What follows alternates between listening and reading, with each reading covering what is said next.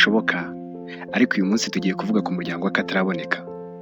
Ni umuryango wa Bertrand Ngengoma ndetse na Anje Kagame, umukobwa wa His Excellence Paul Kagame. Iyi ni Lives Are Feeling TV.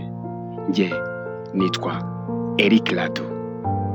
Bertrand Ngengoma, mwene Cyril Ngengoma, umwe mu banyemari bakomeye mu Rwanda, yavukiye mu gihugu cy'u Burundi, aza gukomeza amashuri ye mu Rwanda ya segonderi. Yaje gukomeza kaminuza muri Leta Zunze Ubumwe za Amerika. Umukwe wa His Excellence Paul Kagame. Ni umusore muremure ushinguye, ariko wenda kuba imibiri yombi.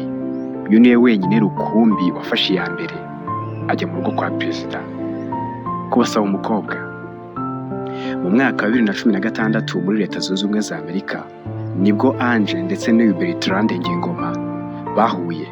Icyo gihe hari habaye umunsi wa Rwanda Day, maze umwe abonye undi umutima urashenjagurika neza, urukundo ruramwuzura. Bombi birangira baganiye kandi batangira gukundana. Urwo rukundo rwabo rwakomeje kwaka umuriro, maze ruza kubageza mu mwaka wa 2019 aho bakoze ubukwe bw'igitangaza, barangije bajya kwiturira Rwamagana mu murenge wa Muhazi, ariho bagituye n'ubu. Umuryango wa Bertrand Ngengoma ni umwe mu miryango ibayeho neza mu Rwanda kandi yishimye. Ubu tuvugana bafitanye abana babiri b'abakobwa. Umwe bamwita Anayo Abe Ngengoma, undi yitwa Amaria Agwize Ngengoma.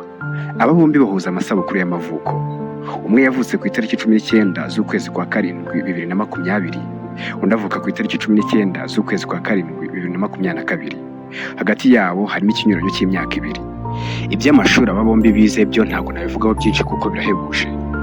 Mwamuzi perezida wigeze kuba Leta Zunze Ubumwe za Amerika bita Barack Obama. Ishuri yasorejemo niryo n'uyu Anje Kagame yasorejemo. Hanyuma Bertrand Ngengoma we yize Massachusetts muri Leta Zunze Ubumwe za Amerika, yiga ibya civil engineering. Ndagushimiye ko wamaze gukora subscribe. Murarikiye kuzakurikira ibiganiro byacu by'ahazaza. Nge nitwa Eric Lado. Iyi ni Lives Are Feeling TV. Ciao ciao.